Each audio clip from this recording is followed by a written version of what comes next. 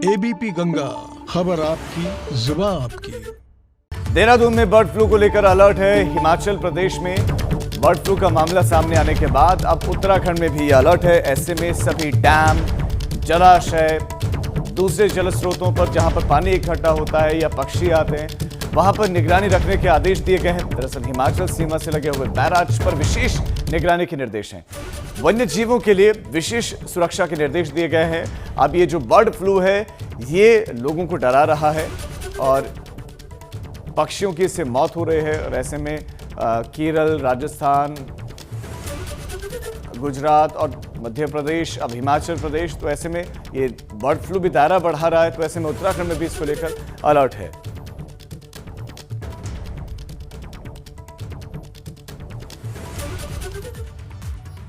CM Trivendra Singh Rawat ने उत्तराखंड में bird flu को लेकर अधिकारियों को दिशा निर्देश दिए। वन प्रभागों को बर्ड फ्लू को लेकर अलर्ट रहने और सतर्कता बरतने के लिए सीएम ने कहा है। बहुत सावधान रहने की जरूरत है, क्योंकि बर्ड फ्लू ये आदमी भी संचरित हो सकता है और इसलिए बड़ा सावधानी पूर्वक रहने की ज़रूरत है।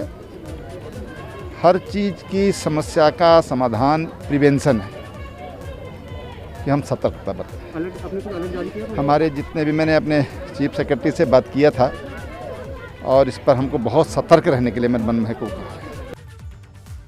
तो prevention is better than cure, यही मुख्यमंत्री भी कह रहे हैं। और अखबार मसूरी से यहां पर एक नाले के पास में महिला का शव मिलने से सनसनी फैल गई, जिसकी सूचना पुलिस को मिली और पुलिस मौके पर पहुंची। शव को कब्जे में लेकर पंचनामा भरकर देहरादून पोस्टमार्टम के लिए भेजा गया। नाले के पास से महिला का शव मिला है। महिला कौन है, इसकी जानकारी अभी तक नहीं हो पाई है, इसकी शिनाख्त नहीं हो पाई है। पुलिस को सूचना दी गई जैसे ये शव नाले के पास से मिला, पुलिस मौके पर पहुंची। पुलिस ने शव को कब्जे में लेकर अब पोस्टमार्टम के लिए भेजा है। ये खबर, बड़ी खबर आपको दे रहे हैं। मसूरी में महिला का शव मिला है और महिला का शव मिलने से हड़कंप मच गया है। तो महिला कौन है, अब हत्या है, आत्महत्या से लेकर बहुत सारे सवाल हैं जिनके जवाब मिलना बाकी है। पोस्टमार्टम रिपोर्ट का भी इंतजार किया जा रहा है। सीएम त्रिवेंद्र सिंह रावत वापस देहरादून लौट आए हैं। कोरोना के खिलाफ जंग जीतने के बाद सीएम पहले उनके दिल्ली स्थित आवास पर आइसोलेट थे। आइसोलेशन पीरियड पूरा होने के बाद मुख्यमंत्री देहरादून लौट आए हैं। कोरोना के बाद मुख्यमंत्री को पहले दून में अस्पताल में भर्ती करवाया गया था, जबकि 28 दिसंबर को सीएम को दिल्ली एम्स में इलाज के लिए भर्ती करवाया गया था, जहां पर डॉक्टर उनकी लगातार निगरानी रखे हुए थे, इलाज कर रहे थे। और उसके बाद जब स्वस्थ हुए, कोरोना की रिपोर्ट नेगेटिव आई, तो फिर दिल्ली में ही आइसोलेट थे। अभी चिकित्सक हैं, जो शुभचिंतक हैं, तमाम लोगों ने जो दुआ की है,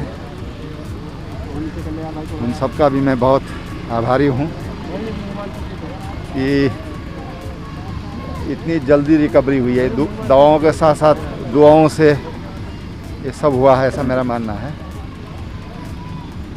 बहुत जल्दी देश कोरोना से जंग जीतेगा। जिस तरह से भारत वैक्सीन बनाने में सफल हुआ है,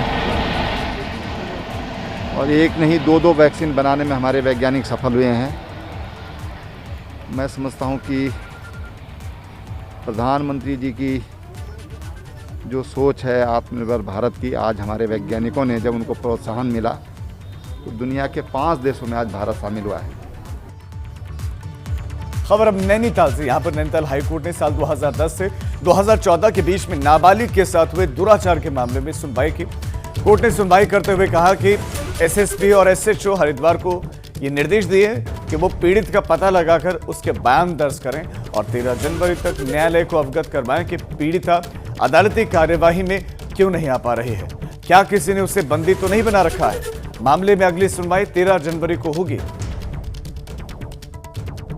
पर दोनों पक्षों को सुनने के बाद माननीय न्यायालय ने रिस्पोंडेंट नंबर 2 और 3 यानी कि एसएसपी हरिद्वार एवं एसएचओ हरिद्वार को कहा है कि वो आगामी 13 तारीख से पहले लड़की के बारे में पता करें कि वो लड़की रेप पीड़िता कहाँ है और उसके स्वतंत्र रूप से बयान लेकर के कोर्ट को बताएं कि वो क्यों नहीं जो है क्या कहते हैं अपनी जो उसकी अदालती कार्रवाइयां हैं उनमें क्यों नहीं आ पा रही है। उत्तराखंड कांग्रेस प्रदेश प्रभारी देवेंद्र यादव 3 दिवसीय दौरे पर उत्तराखंड पहुंच रहे हैं। 7 से 9 जनवरी तक देवेंद्र यादव उत्तराखंड में रहेंगे। विधानसभा चुनाव की तैयारियों को लेकर उनका दौरा महत्वपूर्ण है। सबसे पहले कुमाऊं जाएंगे, उसके बाद हरिद्वार और फिर देहरादून पहुंचेंगे।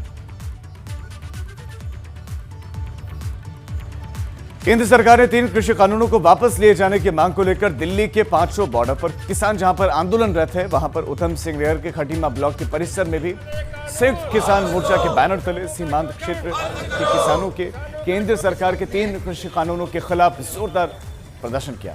साथ ही धरना देकर केंद्र सरकार से इन तीनों कृषि कानूनों को वापस लिए जाने की मांग की।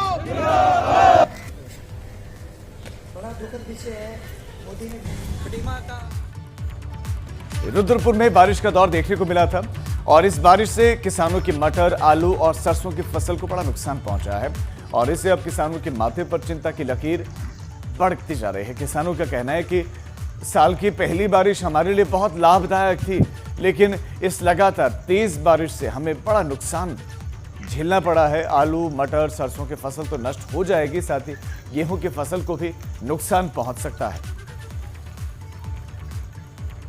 एक आलू को और गेहूं को भी नुकसान है इसमें, मैं बताऊंगा आपको। क्यों गेहूं जो नीचे की जगह की है, पानी भर गया वहाँ तो बिल्कुल नुकसान ही है, बेकार हो जाएगी, उखड़ने वाली हो जाएगी। और आलू को सबसे ज़्यादा है, लाई वगैरह को भी है, मगर इस पर फल आ गया उस पर लाई पे, उससे भी और जो फूल रही है वो तो बिल्कुल बेकार ही है, समझ लो नुकसान वाली है। बात कुंभ की तैयारियों की करते हैं। हरिद्वार में कुंभ को लेकर तैयारियां तेज हैं। कुंभ मेलाधिकारी दीपक रावत ने इस बाबत एक मीटिंग की है। कुंभ के कार्यों को लेकर उन्होंने ये बैठक की। मीटिंग की कामों के कंस्ट्रक्शन पर रिव्यू मीटिंग उन्होंने की और मीटिंग में सभी अधिकारी मौजूद रहे। कामों को वक्त पर पूरा करने के उन्होंने निर्देश दिए। फरवरी के महीने के अंत तक कुंभ का आयोजन शुरू होगा। और इसी के साथ इस बुलेटिन पहाड़ प्रभात में फिलहाल इतना ही, लेकिन उत्तर प्रदेश और उत्तराखंड की तमाम खबरों के लिए आप देखते रहिए एबीपी गंगा, खबर आपकी जुबान।